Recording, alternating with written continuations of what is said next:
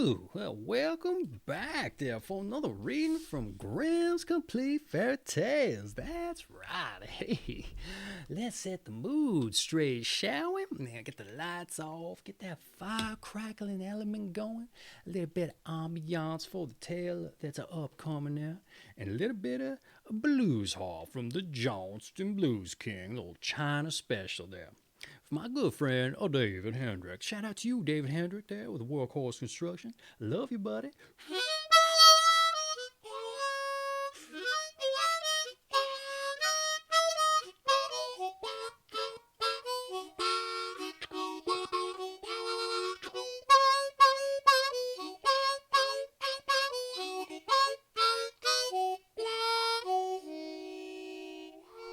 The old China special. It's got a little bit of rattle in there. One of them reeds is off center, I reckon. Anyway, let's dive into our next tale, shall we? Enough lambasting, buddy. Get to it. What's tale we gonna read tonight? Well, if you haven't looked at the title, The White Snake. All right. A long time ago, there lived a king whose wisdom was nosed abroad in all the country. Nothing remained long unknown to him, and it was as if the knowledge of hidden things was brought to him in the air. However, he had one curious custom. Every day at dinner, after the table had been cleared and everyone had gone away, a trusty servant had to bring in one other dish. But it was covered up, and the servant himself did not know what was in it.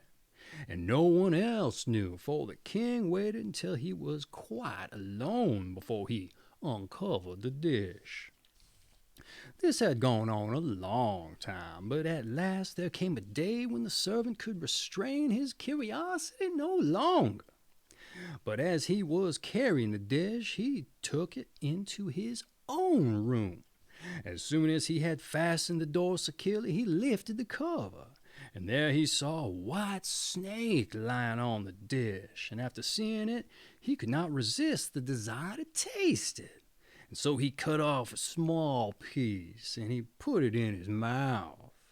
And as soon as it touched his tongue, he heard outside his window a strange chorus of delicate voices. He went and listened, and found that it was the sparrows talking to each other and telling each other that they had seen in the fields and the woods. The virtue of the snake had given him power to understand the speech of animals.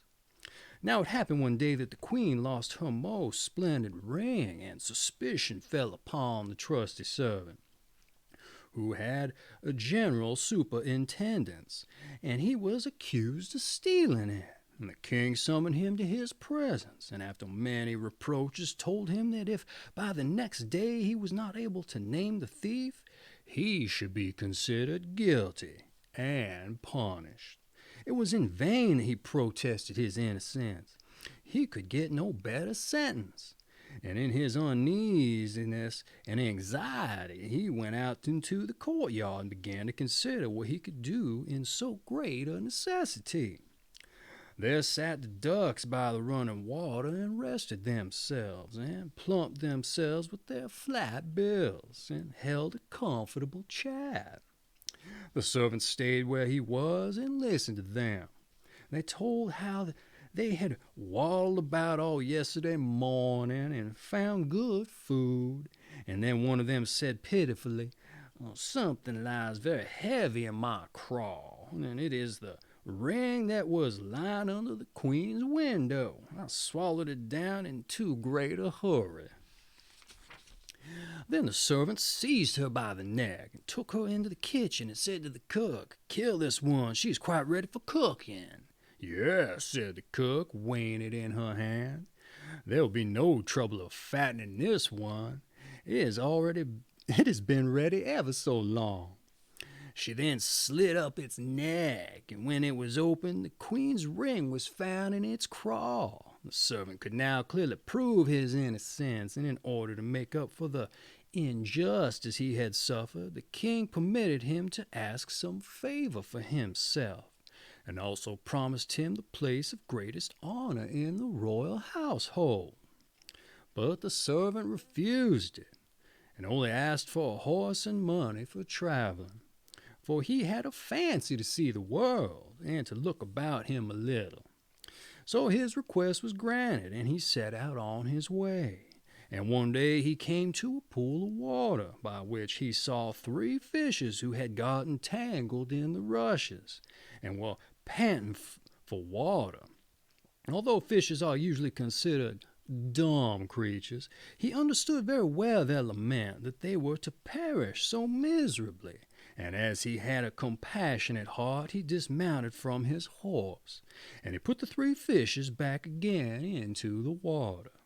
They quivered all over with joy, and stretched out their heads, and called out to him, "We will remember and reward you, because you have delivered us."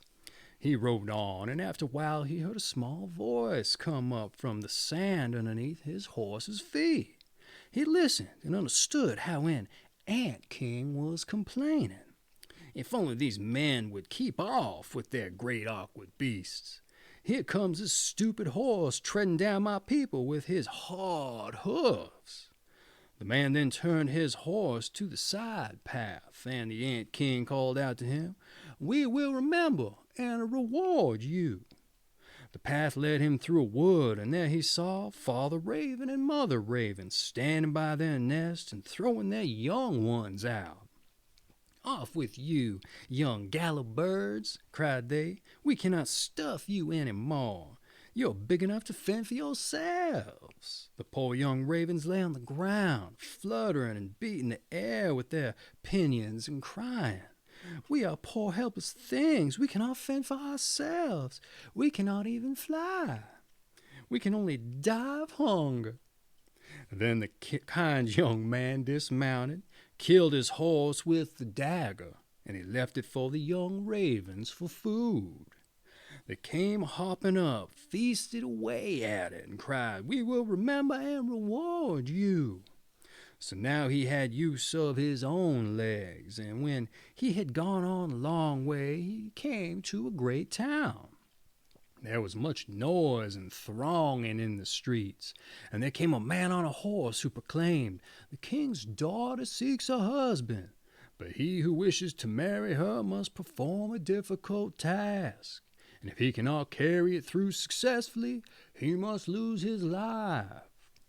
Many had already tried, but had lost their lives in vain. The young man, when he saw the king's daughter, was so dazzled by her great beauty that he forgot all danger, went to the king, and ordered himself as a wooer. Then he was led to the seaside, and a gold ring was thrown into the water before his eyes. And then the king told him that he must fetch the ring up again from the bottom of the sea, saying, "If you come back without it, you shall be put under the waves again and again until you are drowned." Everyone pitied the handsome young man, but they went and left him alone by the sea. And as he was standing on the shore and thinking of what he should do, well, there came 3 fishes swimming by, none other than those he had set free. The middle one had a mussel in his mouth, and he laid it on the strand at the young man's feet. And when he took it up and opened it, there was the gold ring inside. Full of joy, he carried it to the king and expected the promised reward. But the king's daughter, proud of her high birth, despised him and sent him another task to perform. She went out into the garden and strew about over the grass 10 sacks full of mullet seed. "By the time the sun rises in the morning, you must have picked up all these," she said, "and not a grain must be wanting." The young man sat down in the garden and considered how it was possible to do this task, but he could contrive nothing, and stayed there feeling very sorrowful, and expected to be led to death at daybreak. But when the first beams of sun fell on the garden, he saw that the 10 sacks were all filled, standing one by the other, and not even a grain was missing. The ant king had arrived in the night with his thousands of ants, and the grateful creatures had picked up all the millet seed and filled the sacks with great industry. The king's daughter came herself into the garden and saw with astonishment that the young man had performed all that had been given to him to do. But she could not let her proud heart melt, but said, although he has completed the 2 tasks, he shall not be my bridegroom unless he brings me an apple from the tree of life.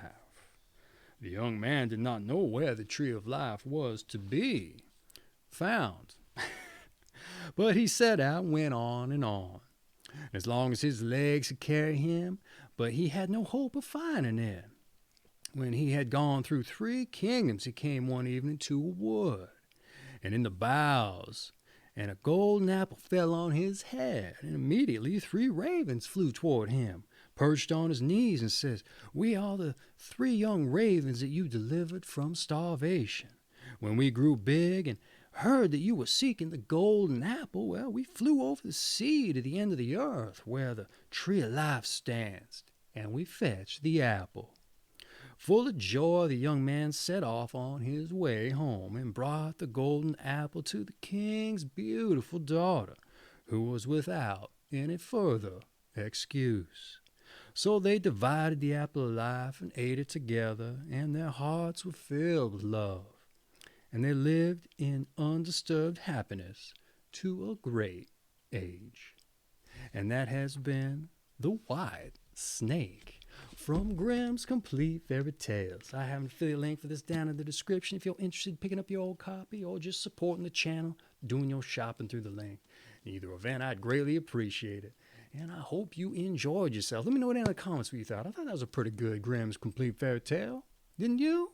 In the event, let's take us out, shall we? A little bit of blues. B-Harp on the Johnston Blues King now.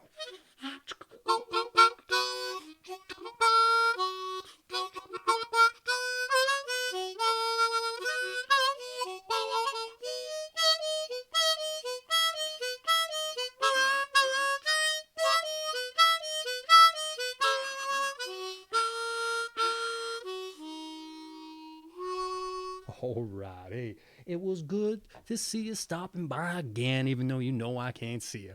But hey, I just want to say, kisses to the missus, a tip of my hat to your old cat, and I hope you come back again. You better. You hear? All right. You understand? I hope you do. All right. Take care of yourselves now.